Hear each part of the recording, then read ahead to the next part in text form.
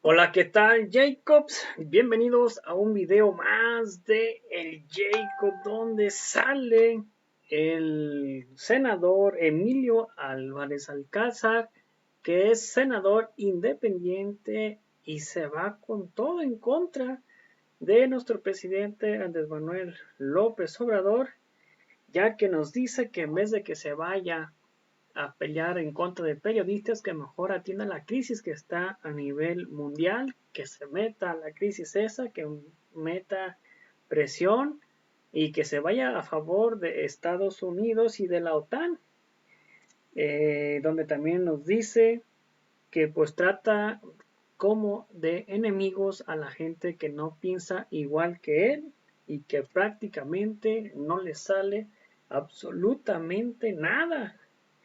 Increíble, pero cierto. Vamos a ver qué nos dice este senador independiente, pseudo independiente, y ahorita comentamos, ¿por qué no?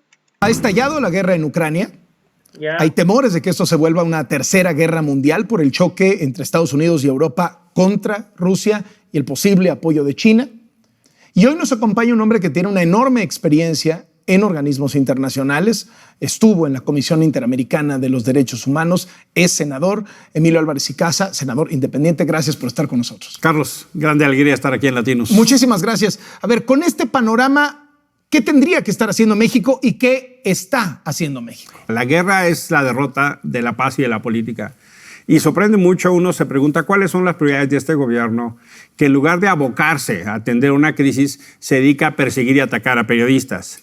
Se dedican a pasear en Palacio Nacional. Es que es inconcebible, Carlos. Es muy sorprendente la pequeñez, la falta de miras, cuando en verdad hay una amenaza global de que el conflicto puede derivar en una tercera guerra mundial. Por supuesto que preocupa, y más aún cuando dice Trump, hombre, qué buena idea.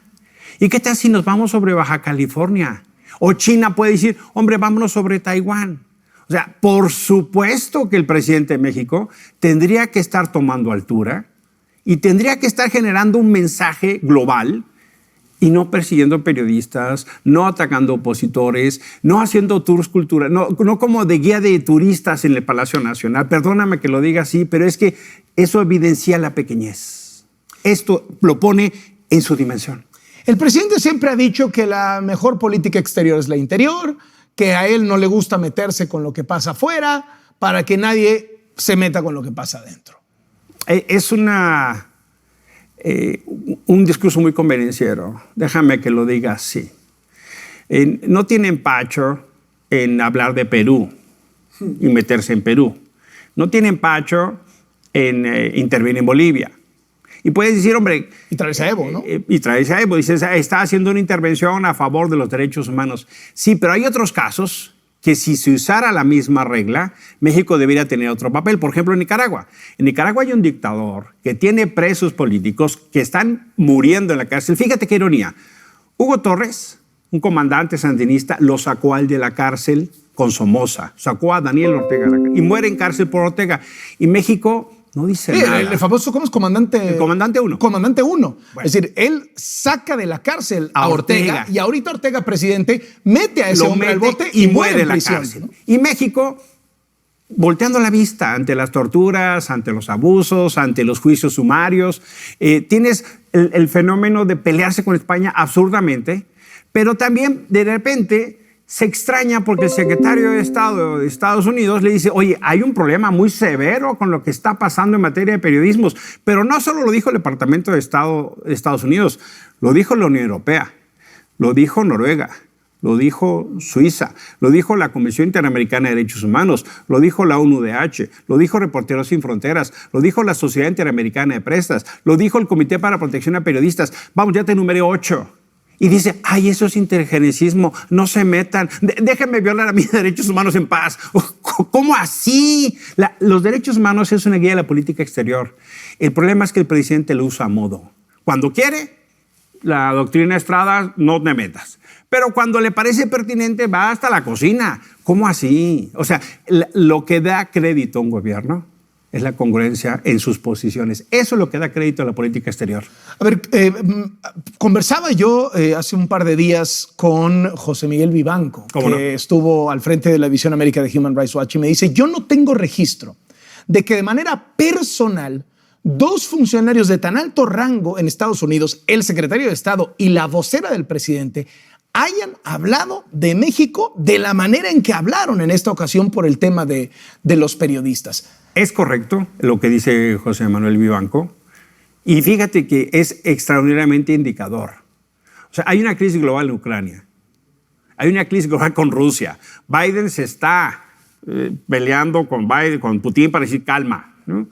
Y voltean a ver a México y dicen, ahí están matando periodistas, mi solidaridad con los periodistas. Y ahora resulta que el presidente considera que externar solidaridad porque matan periodistas es injerencismo. ¿Y no le parece injerencismo, por ejemplo, la ayuda que da Estados Unidos para el ejército mexicano, los millones de dólares que se utilizan para el ejército mexicano? ¿No le parece injerencismo a la cooperación internacional que hace el USAID, que es la Agencia de Desarrollo y Cooperación de Estados Unidos, para la Comisión Nacional de Búsqueda? ¿O cómo así? O sea, las cosas que le incomodan es injerencismo y lo otro es cooperación legítima de vida. La cooperación internacional que solo es del gobierno le gusta, pero la de la sociedad civil le incomoda. Y esos son traidores a la patria. Mira, Carlos, el problema que estamos viendo es un presidente que se está tropezando con su lengua mucho. Ese es el problema. Y eso hace daño. El presidente habla de injerencismo, pero hay reportes de que pues, él acudía a la embajada de los Estados Unidos a decirles lo que iba a hacer.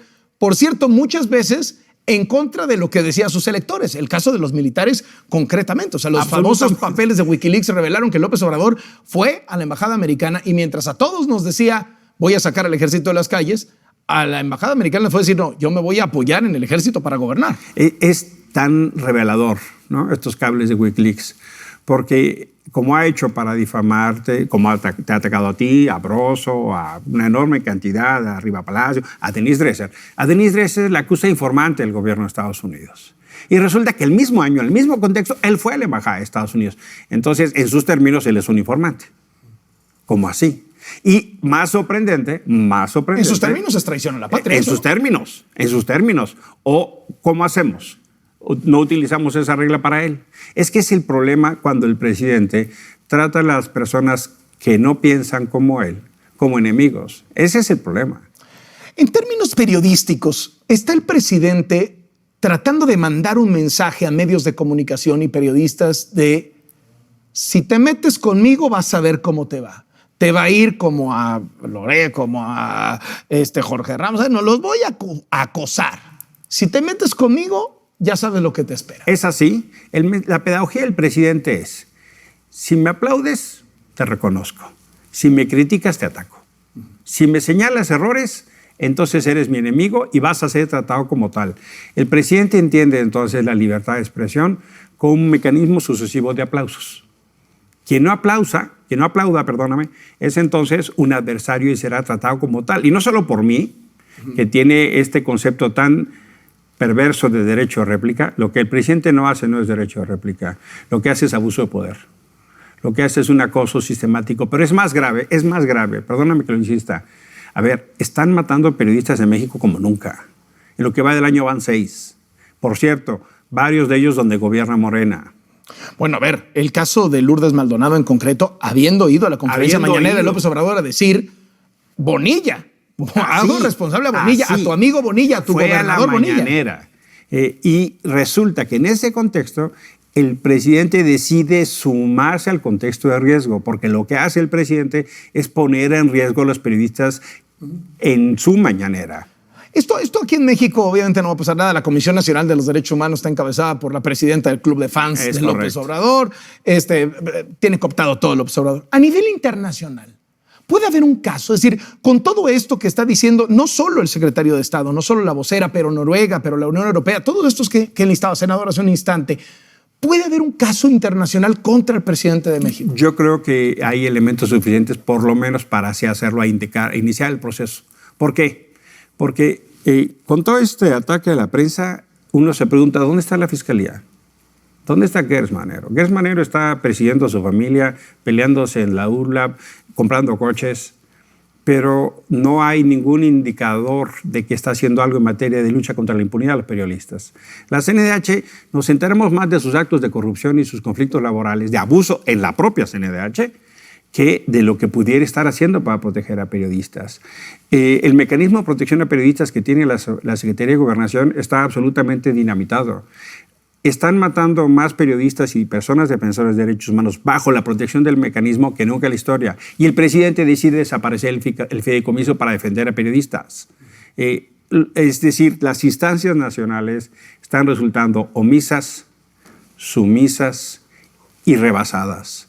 Creo entonces que es un momento para acudir a las instancias internacionales. ¿Y por qué? Porque ya están prendidas las alertas, como te conté, de más de 5 instancias internacionales. Yo pienso que eso va a necesariamente pasar, porque cuando uno acude a las instancias internacionales, cuando no encuentra respuesta en México. No quieren que vayan a las instancias internacionales, resuelvan en México, pero si vemos al presidente violando la Constitución en serie y en tiempo real, cuando da a conocer tu sueldo o cuando da a conocer otro tipo de condiciones de los periodistas, dice, ¿pero qué le pasa al presidente? O sea, yo sí honestamente pienso que el presidente ya rebasó el límite. Y no entiende que si el presidente manda el mensaje de que viola la ley él, entonces cualquiera lo puede hacer. Cuando el presidente, que tendría que ser el primero en dar el ejemplo de respeto a la legalidad, la rompe, entonces la regla es aquí se vale violar la ley. Y entonces salen, por ejemplo, los diputados y senadores de Morena que aprobaron la ley de la revocación del mandato a decir, la vamos a violar porque tenemos fuero. O sea, ¿cómo así? Entonces el mensaje es a violar la ley, chicos. Ese es el mensaje. ¿Hay un punto de quiebre en el sexenio, senador? Es decir, ¿detecta en este rebase de fronteras del presidente un punto de quiebre o no estamos ahí? Porque esa ha sido un poco la discusión. Si ya inició el ocaso cuando vemos a este presidente que lleva un mes errático y violento. Yo creo que hay dos quiebres que el presidente claramente le marcan otro momento. Yo sí pienso que ya empezó la erosión y la bajada. Sí creo que la derrota de las elecciones del 21 lo descompusieron muchísimo, pero no tengo duda que los escándalos de su familia y de los sucesivos casos de corrupción de sus colaboradores lo tienen absolutamente descompuesto. El presidente está dedicado a hacer bolas de humo para intentar distraer la atención de un tema que es ineludible. Su familia está metida en conflicto de intereses y actos de corrupción. Y no hay manera para quien ha pretendido pararse en la vida pública como predicador que eso no lo salpique. Por eso lo tiene tan descompuesto. Yo sí pienso honestamente que, y lo he visto en las últimas semanas, una enorme cantidad de personas que le dieron su confianza a López Obrador están arrepentidos. Una enorme cantidad de personas que le dieron el beneficio de la duda hoy se arrepienten. Eso sin hablar de los que de suyo no le creíamos, de suyo. No, hoy hay un fenómeno donde claramente el desgaste de su figura y de su gobierno, donde la verdad, perdóname, pero no le sale nada. O sea, lo que vimos de las pruebas del tren del Istmo, lo que pasa incluso en términos de la más mínima eficacia, nos dice hoy la Auditoría Superior de la Federación. Fíjate lo que nos dice. No sabemos cuántas vacunas llegaron y no sabemos cuántas personas vacunadas en México. En 2020 gastaron casi 6,000 millones de pesos, que es una bestialidad, y no sabemos, no tenemos certeza, Carlos. O sea, es que de veras, uno dice, ¿cómo así? Y no tenemos por qué darle las gracias, perdón, nosotros pagamos las vacunas con nuestros impuestos, o sea, vamos aclarando el término de relación. Pero cuando tú empiezas a ver al resultado, déjame decirlo así, al gobierno por sus resultados y no por sus discursos, nos queda muchísimo de ver. Y yo pienso que eso es lo que tiene al presidente tan descompuesto. ¿Cómo se puede reinventar López Obrador? Porque es un animal político formidable, de hecho, como gobernante malísimo, pero como político es muy bueno, pues ha estado ahí en la arena pública, ha sido un político súper relevante. ¿Se puede reinventar a partir del discurso? ¿Se puede reinventar a partir del ejército? El presidente ha optado por reconstruir un pacto cívico-militar. El presidente ha optado por tener al ejército como su fiel aliado y eso es peligroso porque en caso de necesidad tienen un nuevo pacto. En lo que va de este sexenio, el ejército ha recibido un incremento del 80%. Cuando se preguntan dónde está el dinero de la ciencia, de la cultura, del arte, de la salud, está en el ejército. 80% ha subido el presupuesto de las Fuerzas Armadas. Y por supuesto que uno se pregunta, ¿cuántos más trucos va a sacar de la chistera? ¿Cuántos ¿Cuántos más paseos nos va a poner? El presidente tiene una extraordinaria capacidad comunicativa, pero le habla a su público. El problema es que ese público, pienso yo, cada vez es más difícil apoyarlo. Entonces, ¿a qué apela el presidente? A la polarización. Apela a la polarización, le habla a su público, le habla a su tribuna y no se hace cargo que el que siembra polarización cosecha violencia y conflicto. Si estamos hoy como estamos, imagínate entonces cuando vengan las elecciones del 24. Ya hoy por hoy hay un contexto de enorme tensión. Hoy por hoy hay fenómenos donde en las familias, en las escuelas, en los trabajos hay temas que prefieres no hablar para no generar conflicto. Y en gran medida el primer promotor de esa narrativa de tensión y conflicto es el presidente, bajo el argumento de que hay que quitarse máscaras. Perdón, tenemos que respetarnos, tenemos que tolerarnos, tenemos que tener pluralidad. Con nadie piensas igual, vamos, hasta en casa, ni con tu esposa, ni con tus hijos. La diferencia es bienvenida, ¿eh? La diferencia nos enriquece, la diferencia nos hace ver distinto. El presidente ve las distintas ideas como amenaza y está en una lógica de que solo lo que él dice es bueno. Pero a ver, señor, usted tuvo una tercera parte de las personas que podían votar, 30 millones de 90. Yo pienso que el 10 de abril nos vamos a dar una buena cuenta de que muchísima menos gente lo apoya. Yo pienso que lo que viene el 10 de abril con la revocatoria es una gran derrota, honestamente. Ahí vamos a tener un buen indicador. ¿Derrota porque la pierda o derrota por el vacío? Por el vacío. Porque nadie va a ir. No, o sea, ahorita, ¿por qué les importa tanto que el INE testifique las firmas? Que, por cierto, 900,000 son falsas. No, parecido decía Lorenzo Córdoba y estoy de acuerdo. Mira, en México los muertos ya no votan, pero sí firman peticiones, ¿no? Porque metieron 900,000 firmas de 4 millones que revisaron falsas. Porque yo pienso que todo lo que se aleje de 30 millones es una derrota. Y va a ser una derrota, Carlos. Y pienso que después del 10 de abril va a estar peor. Emilio Álvarez y Casa, muchísimas gracias por venir a Latinos. Mi privilegio, mi privilegio. Gracias. Senador en nuestro país, senador independiente. Bueno, pues ahí está el senador Álvarez y Casa, donde pues que en la revocación de mandato al parecer también va a ser una derrota, al parecer, según Emilio Álvarez y Casa, donde es senador independiente. Vamos a demostrarle a este senadorcito de Quinta que no, que va a haber una participación importante, una consulta y a favor de nuestro presidente Andrés Manuel López Obrador, ya que al parecer el PRI está jugando en contra, el PRI, el PAN, el PRIAN y el INE sobre todo, que juega el INE para ellos, en contra de esto. ¿Para qué? Para que la gente no tenga casi casillas, para que la gente casi no salga a votar, para que empiecen a decir que, ay, es el capricho, nuestro presidente nos salió bien caro y que no sé qué, y con eso hubieran pagado medicinas. Y con esto se van a agarrar diciendo tanto Loretillo como todo el mundo, y se va a venir una campaña grande de esto, de lo mismo, de que la gente no participó y que pues se gastó muchísimo dinero y que pues simplemente el capricho de nuestro presidente y que no sé qué y bla bla bla. Luego dice que se tiene que meter más en los conflictos internacionales en vez de dedicarse a responderle con los periodistas. Pero pues yo digo, si le están faltando respeto a los periodistas y lo están calumniando, ¿cómo no te vas a defender? Es algo que yo te he puesto aquí. Si se agarran calumniando a él como senador, que es figura pública, estuviera dando lata y se prendería luego. Y pues según él, que el presidente, si no piensas como él, eres un enemigo. Y que al parecer que no le sale nada, pero pues vaya, vamos a ver qué es lo que dice la gente.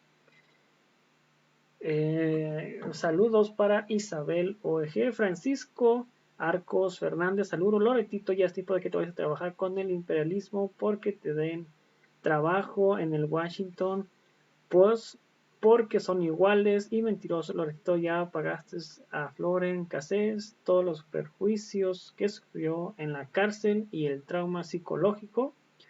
Trochavera, Loret, AMLO no necesita de nadie, eres puro argüendero. México ya tiene a su país y mucho perros traicioneros, dice Humberto Salazar, saludos. Francisco Arco, saludos. Mejor hablamos de tranzas, de las tranzas que hacían con Televisa, Peña Nieto, Fox y toda la bola de televisoras. Morena Purísima, Mario López, es vividor, deberían de estar bajo investigación. Charlie Brown, vete a la miércoles. Loret, Morena Purísima, dicen los dos, a la cárcel. Viva mi presidente hasta la muerte. Beto Cruz, una pregunta. ¿Cuándo piensas que el país va a salir adelante si no se hace eso y los demás pasados robaron? Beto Cruz, oyes, ¿por qué no te llamas animal? ¿Por qué le llamas animal al presidente? Rico y casa. Más perro, eso quería que su nieve de limón para tirar la mierda. Siempre se ha rodeado de puro golpista. Ese tipejo como senador no ha hecho nada por México sino por ayudar. No estorbes. Y José Ramón Terminel, saludos. Así que pues a toda la gente que vio esta transmisión les agradezco de antemano y sin antes mencionarles si me pueden apoyar, por ejemplo dándole hacia un costado y darle aquí donde dice suscripción de colaborador, darle suscribir y luego después le presionas en suscribir y por solo 39 pesos si me puedes apoyar con el canal sería fantástico. Gracias por ver el video, nos vemos en el próximo video, hasta pronto, bye, suscríbanse.